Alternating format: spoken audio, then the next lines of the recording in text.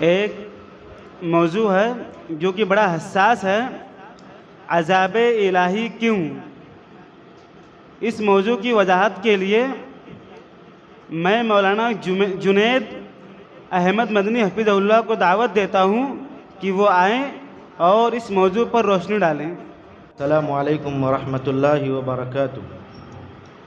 ان الحمد للہ نحمده ونستعینه ونستغفره ونعوذ باللہ من شرور انفسنا ومن سیئات اعمالنا من يهده الله فلا مضل له ومن يضلل فلا هادي له واشهد ان لا اله الا الله وحده لا شريك له واشهد ان محمدا عبده ورسوله اما بعد فان خير الحديث كتاب الله وخير الهدي هدي محمد صلى الله عليه وسلم وشر الامور محدثاتها وكل محدثة بدعة وكل بدعة ضلالة وكل ضلالة في النار فأعوذ بالله من الشيطان الرجيم بسم الله الرحمن الرحيم فكلا أخذنا بذنبه فمنهم من أرسلنا عليه حاصبا ومنهم من أخذته الصيحة ومنهم من خسفنا به الأرض ومنهم من أغرقنا وما كان الله ليظلمهم ولكن كانوا أنفسهم يظلمون۔ معزز و مکرم علماء کرام و محترم سامعین و حاضرین، میں بحیثیت مہمان آپ کے روبرو ہوں۔ ہمارے دوست اور بزرگ شیخ عزیز حفظہ اللہ کی دعوت پر میں آپ کے سامنے حاضر ہوا ہوں۔ چند باتیں کتاب و سنت کی روشنی سے آپ حضرات کے گوشے گزار کروں گا۔ اللہ رب العزت کا ایک قاعدہ اور قانون ہے کہ اللہ تعالی جب قومیں گناہ اور نافرمانیوں پر اتر آتی ہیں، ظلم و زیادتی کی انتہا ہو جاتی ہے، اللہ رب العزت کے حدود کو پامال کیا جاتا ہے، پیارے نبی صلی اللہ علیہ وسلم کی سنتوں سے کھلواڑ کیا جاتا ہے، تو اللہ رب العزت قیامت کے دن سے پہلے اسی دنیا میں اپنے چھوٹے چھوٹے عذاب کا مزہ چکھاتا ہے۔ اللہ رب العزت نے اس کا تذکرہ خود کیا، وَلَنُذِيقَنَّهُم مِّنَ الْعَذَابِ الْأَدْنَىٰ دُونَ الْعَذَابِ الْأَكْبَرِ لَعَلَّهُمْ يَرْجِعُونَ، کہ اللہ رب العزت اس دنیا میں انسانوں پر اپنا عذاب جو نازل کرتا ہے، اس کا مقصد یہ ہوتا ہے تاکہ لوگ اللہ کی طرف پلٹیں،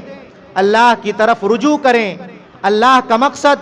لوگوں کو ہلاک و برباد کرنا نہیں ہوتا ہے، اللہ کو انسان سے دشمنی نہیں ہے، اللہ کو اپنے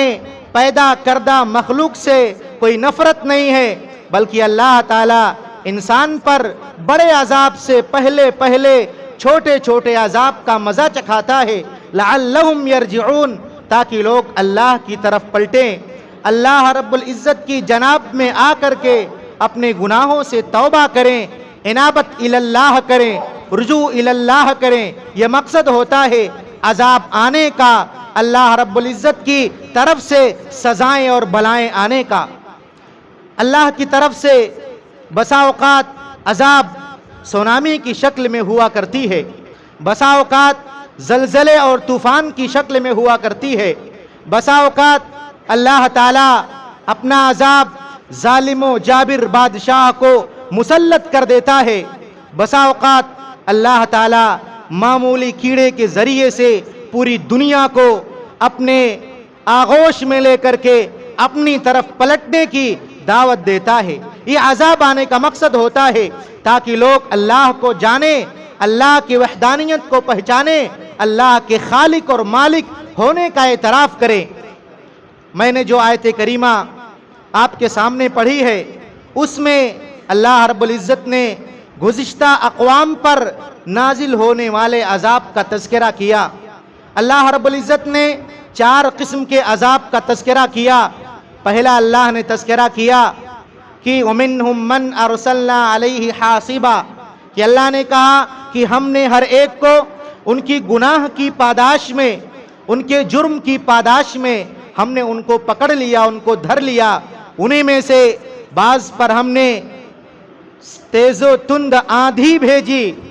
جس میں پتھروں کی بارش بھی تھی۔ مفسرین نے حاسب کا معنی بیان کیا ہے، وہ آندھی، وہ ہوا جس کے اندر اتنی تیزی ہو کہ وہ زمین پر پڑے ہوئے پتھروں کو بھی اپنے ساتھ اٹھا لے جائے۔ اور یہ عذاب جو آندھی کا عذاب تھا، تیز و تند ہوا کا عذاب تھا، اللہ رب العزت نے یہ عذاب قوم عاد پر مسلط کیا تھا۔ ہود علیہ السلام نے جب اپنی قوم کو اللہ کی نافرمانی سے ڈرایا اور اپنی اطاعت کی طرف دعوت دی اور کہا اللہ رب العزت کی طرف سے الٹیمیٹم، انتباہ مل چکا ہے، اگر تم اللہ کی نافرمانی کرتے رہو گے تو اللہ تعالیٰ تم کو اپنے عذاب کا مزہ چکھائے گا۔ چنانچہ عادیوں نے، قوم عاد نے اللہ کے پیغمبر کی تکذیب کی، اللہ رب العزت کے حدود کو پامال کیا، تو اللہ رب العزت نے ان پر ایک تیز و تند آندھی مسلط کر دی۔ اور قرآن میں ہے سخرہا علیہم 7 لیال و 8 ایام، 8 رات، 7 لیال 7 رات اور 8 دن مسلسل یہ تیز و تند ہوا ان پر مسلط کر دی گئی تھی۔ آپ تصور کریں چند گھنٹے تیز و تند ہوا اگر آ جائے تو کتنی تباہی مچتی ہے، لیکن غور کریں 7 رات اور 8 دن مسلسل اللہ رب العزت نے عادیوں پر یہ تیز و تند ہوا کو مسلط کر رکھا تھا۔ قرآن میں ہے کہ یہ ہوا اتنی سخت تھی کہ یہ جو عاد کے مضبوط اور قوی الجثہ جسم والے تھے، یہ ایسے گرتے تھے گویا کہ جیسے کھجور کے کھوکھلے تنے ہو، ان کے جسموں میں طاقت نہ ہو، یہ ایسے گر جاتے تھے، ان کا سر ان کے جسم سے الگ ہو جاتا تھا اور معلوم ہی نہیں ہوتا تھا کہ یہ جس طاقت اور جس جبروت کے بلبوتے اللہ کا انکار رہے تھے، اللہ رب العزت کی نافرمانی کر رہے تھے، وہ نافرمانی ان کی کہاں چلی گئی، ان کی طاقتیں کہاں ملیا میٹ ہو گئی، ان کو احساس نہیں ہوا، اور یہ کھجور کے کھوکھلے تنوں کی طرح تھے، زمین پر گر رہے تھے۔ یہ اللہ رب العزت نے اپنا عذاب ان پر نازل کیا جب ان لوگوں نے اللہ کی نافرمانی کی، عصیانیت پر اتر آئے تو اللہ نے ان پر تیز و تند آندھی بھیجی۔ اسی طرح سے اللہ نے دوسرے عذاب کا تذکرہ کیا، وَمِنْهُمْ مَنْ أَخَذَتْهُ الصَّيْحَةُ، انہی میں سے بعض کو چیخنے، ہوا نے چیخنے اور ایک چنگھاڑ نے پکڑ لیا تھا۔ ایک آواز آئی اور ایسی سخت آواز تھی کہ اس آواز کے ذریعے سے یہ سمجھ نہ سکے کہ یہ کیا بلا ہے، اور اپنے گھروں کے اندر تباہ و برباد ہو گئے۔ جبریل امین کے ذریعے سے اللہ رب العزت نے یہ آواز بھیجی تھی، اور یہ آواز اتنی سخت تھی کہ ان کے کان برداشت نہ کر سکے، اور یہ زمین کے اندر اور زمین کے اوپر یہ زمین بوس ہو گئے۔ ان کو اللہ رب العزت نے ان کی نافرمانیوں کے نتیجے میں زمین کے اندر اپنا عذاب دکھایا، اور ان کو احساس بھی ہوا کہ اللہ کی طاقت کتنی مضبوط ہے اور ان کی طاقت کتنی کمزور ہے۔ تو اللہ رب العزت نے یہ جو آواز کی عذاب تھی، یہ جو آواز اللہ رب العزت نے بھیجی تھی، یہ صالح علیہ السلام کی قوم سمود پر، جن کو تاریخ قوم سمود کے نام سے جانتی ہے، سمودیوں پر اللہ رب العزت نے ان کی نافرمانیوں کے نتیجے میں تیز و تند، تیز ہوا، تیز آواز کا اور سخت قسم کی چنگھاڑ کا عذاب ان کے اوپر بھیجا تھا۔ اسی طرح سے مفسرین نے ذکر کیا ہے یہ صیحہ، یہ چنگھاڑ کا مزہ جو اللہ نے چکھایا تھا، یہ شعیب علیہ السلام کی قوم مدین، جن کو تاریخ میں اہل مدین کہا جاتا ہے، ان پر بھی اللہ نے یہی عذاب نازل کیا تھا۔ تو گویا یہ دو قسم کے عذاب اللہ نے گزشتہ قوموں پر نازل کیے، قوم عاد پر اور قوم سمود و اصحاب مدین یا اہل مدین پر۔ اسی طرح سے اللہ نے تذکرہ کیا ومنہم من خسفنا بہ الارض، اور انہی میں سے بعض کو ہم نے زمین کے اندر دھنسا دیا۔ زمین کے اندر دھسائے جانے کا جو واقعہ تاریخ میں منقول ہے وہ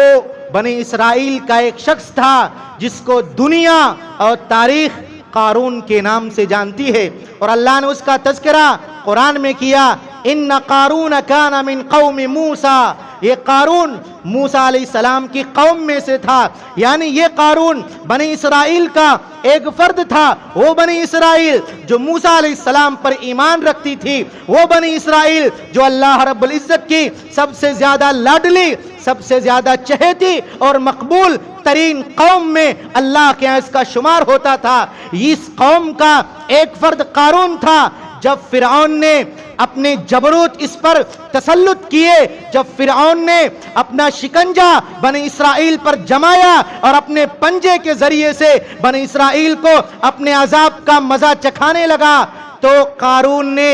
موسیٰ علیہ السلام کی اتباع کرنے سے انکار کر دیا، اور موسیٰ علیہ السلام کی اتباع سے انکار کرنے کے بعد یہ فرعون سے مل گیا۔ فرعون نے اس کی دولت کو نہیں چھینا،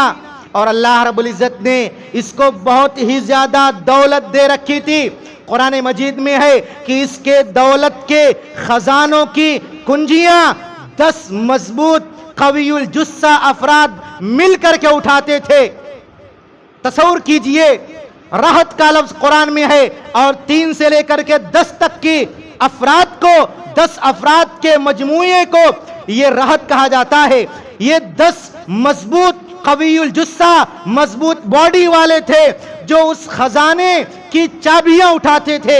آپ تصور کیجئے، اس خزانے کی چابیوں کی یہ حالت ہے تو خزانے کی کیا حالت ہوگی۔ قارون کو اللہ نے بہت زیادہ دولت دے رکھی تھی، اس دولت کے نشے میں اس نے اللہ کا انکار کر دیا اور کہا یہ دولت ملی ہے، یہ میرے اپنے محنت کی کمائی ہے، یہ میں نے اپنے ہاتھوں سے کمایا ہے، یہ اللہ کی توفیق سے، اللہ کی رحمت سے مجھے حاصل نہیں ہوئی ہے۔ یاد رکھو دوستو، میں اور آپ جو محنت کرتے ہیں، اگر میں اور آپ یہ سوچیں کہ یہ جو علم مجھ کو مل رہا ہے یہ میری اپنی محنت کا نتیجہ ہے، اور میں اور آپ اللہ کی توفیق کو، اللہ کے فضل کو، اللہ کی رحمت کو بالائے طاق رکھ دیں تو میرے اور آپ کے اندر کبر کی بو آنے لگتی ہے، کیونکہ علم دینے والا، مال دینے والا، دولت دینے والا اللہ تعالیٰ ہے، اسباب اختیار کرنے والے ہم ہیں۔ ان اسباب کی تلاش میں اور آپ دنیا میں سرگردہ ہیں۔ میں اور آپ اس رزق کو حاصل کرنے کے لیے، چاہے وہ علم کی شکل میں ہو، چاہے وہ دولت کی شکل میں ہو، چاہے وہ اولاد کی شکل میں ہو، کسی بھی شکل میں ہو، ان تمام نعمتوں کو، ان تمام دولتوں کو ہم حاصل کرنے کے لیے محنت کرتے ہیں، کوشش کرتے ہیں، تو یہ جو محنت ہوتی ہے یہ سبب ہے اور دینے والا اللہ مسبب الاسباب ہے۔ تو قارون نے جو اللہ نے دولت دی تھی اس دولت کو اپنی طرف منسوب کر لیا اور کہا یہ دولت میں نے اپنے ہاتھوں سے کمایا ہے، اس میں اللہ کا کوئی دخل نہیں ہے۔ اس نے اللہ کا انکار کیا، کبر و غرور میں ڈوب گیا، تو اللہ رب العزت نے اس کو اسی زمین کے اندر دھنسا دیا۔ اللہ نے تذکرہ کیا کہ خسفنا به وبداره الارض، کہ ہم نے قارون کو اس کے محل سمیت زمین کے اندر دھسا دیا۔ علامہ ابن کثیر رحمۃ اللہ علیہ نے اپنی تفسیر ابن کثیر کے نام سے جو معروف ہے اس میں نقل کرتے ہیں کہ کان یتجلجل الی یوم القیامہ، یہ قارون جو موسیٰ علیہ السلام کے دور کا ہے، جس پر کئی صدیاں بیت چکی ہیں، جب سے یہ دھسایا گیا ہے آج تک اور تا قیامت یہ زمین میں دھستا چلا جائے گا۔ ابن کثیر کے الفاظ ہیں کان یتجلجل الی یوم القیامہ، وہ قیامت تک زمین میں دھستا چلا جائے گا۔ اللہ نے اس پر جو یہ عذاب نازل کیا صرف اس کے کبر کی بنیاد پر، اس کے جرم کی بنیاد پر، اس کے گناہ کی بنیاد پر کہ اس نے اپنے آپ کو بڑا متکبر اور متغطرس اپنے آپ کو مانا اور اللہ کے حوالے اپنے آپ کو نہیں کیا، بلکہ ایسا محسوس ہونے لگا گویا خود وہ خدائی کا دعویٰ کرنے والا بن بیٹھا۔ تو یہ عذاب اللہ نے نازل کیا جو زمین میں دھسائے جانے کا عذاب تھا، جو بنی اسرائیل کے ایک شخص قارون پر اللہ نے مسلط کیا تھا۔ اور چوتھا عذاب جو اللہ نے نازل کیا وَمِنْهُمْ مَنْ أَغْرَقْنَا، اور انہی میں سے ہم نے بعض کو سمندر کے اندر غرق کر دیا۔ سمندر کے اندر جن لوگوں کو اللہ نے غرق کیا اس کے بارے میں مفسرین نے ذکر کیا ہے۔ ایک تو نوح علیہ السلام کی قوم کو اللہ نے پانی کے اندر سیلاب کے اندر ڈبو دیا تھا۔ جب نوح علیہ السلام کی دعوت ان کی قوم ماننے سے انکار کر بیٹھی، نوح علیہ السلام 950 برس تک اپنی قوم کو اللہ کی طرف بلاتے رہے، اللہ کی طرف دعوت دیتے رہے۔ قوم نے اللہ کی دعوت کو ٹھکرا دیا۔ نوح علیہ السلام نے اللہ کی طرف سے تیاری کی اور زلزلہ آیا، زمین نے اپنے پانی نکالے، آسمان نے بھی پانی برسایا، اور اسی پانی کے درمیان، آسمان اور زمین کے پانیوں کے درمیان، نوح علیہ السلام کی اس قوم کو جو ان پر ایمان نہیں لاتی تھی، اللہ نے دریا برد کر دیا، طوفان کے زد میں آ گئے۔ اسی طرح سے فرعون اور اس کے متبعین کو، جس نے موسیٰ علیہ السلام کا پیچھا کیا، موسیٰ علیہ السلام کو مارنے کے لیے بحر قلزم تک کا سفر کیا، اسی بحر قلزم کے اندر اللہ تعالیٰ نے فرعون کو اور اس کے متبعین کو غرق کر دیا۔ تو یہ 4 قسم کے عذاب کا تذکرہ اللہ نے اس آیت میں کیا ہے کہ اللہ نے عادیوں پر تیز و تند ہوا بھیجی، سمود پر اللہ نے چنگھاڑ بھیجی، قارون کو اللہ نے زمین میں دھسا دیا، اور فرعون اور اس کے متبعین اور قوم نوح کے جو منکرین تھے ان کو اللہ نے طوفان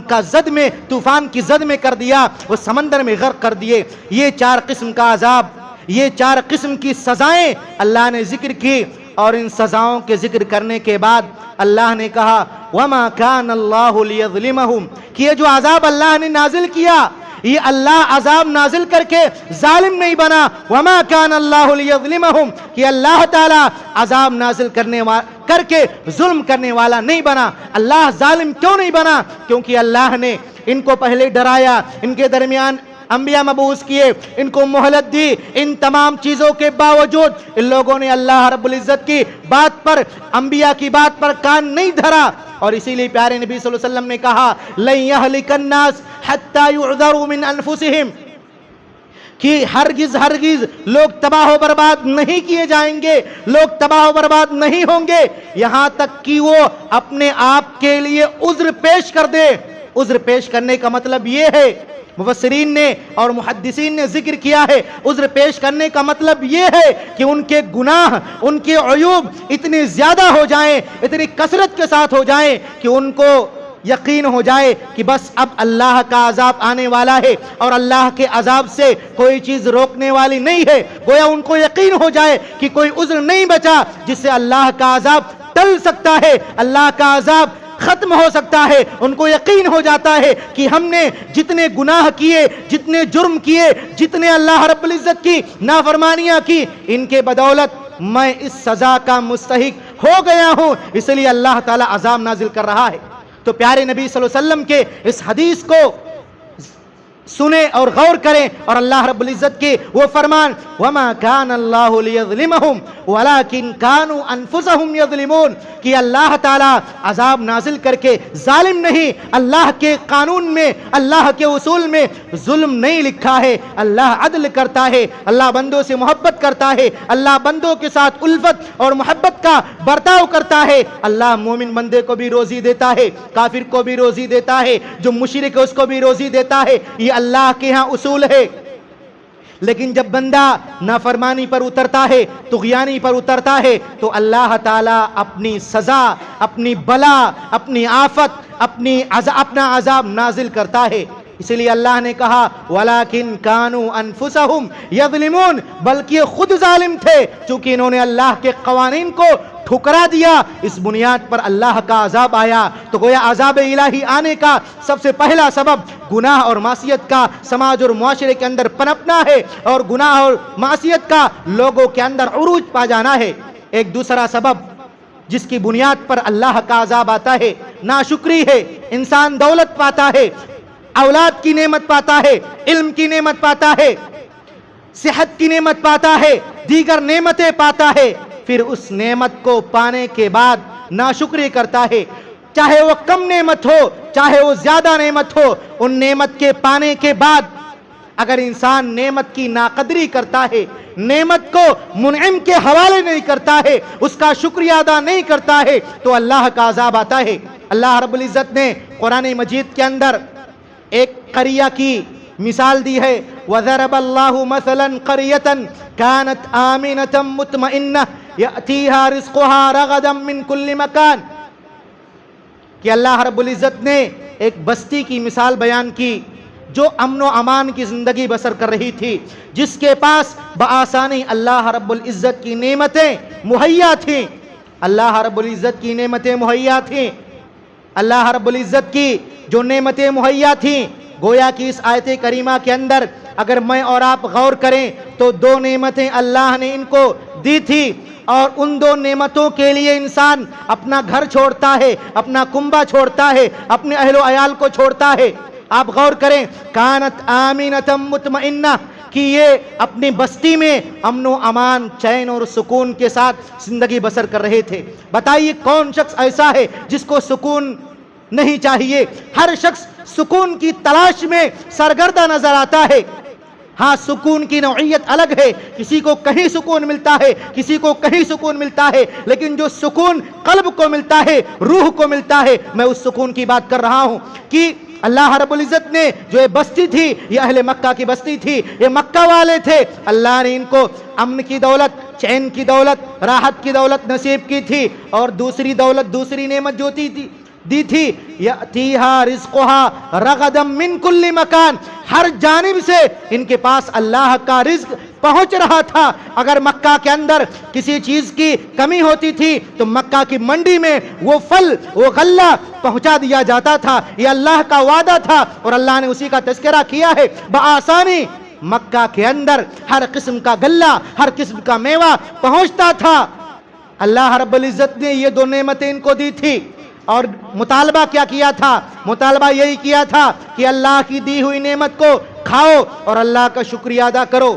پیغمبر کی تکریم کرو، پیغمبر کا کہا مانو، پیغمبر جس بات کا حکم دیتا ہے اس بات کو مانو، پیغمبر جس چیز سے روکتا ہے اس چیز سے رک جاؤ، زمانے جاہلیت کو اپنے پس پشت ڈال دو، زمانے جاہلیت کے ربا کو، سود کو اور دیگر حرام کردہ چیزوں کو اپنے پس پشت ڈال دو۔ لیکن ان لوگوں نے کیا کیا؟ فَكَفَرَتْ بِعَنْعُمِ اللَّهِ، اللہ کی نعمتوں کی ان لوگوں نے ناقدری کی، اللہ کی نعمت کو ٹھکرا دیا، گویا ناشکری کی۔ ناشکری کے نتیجے میں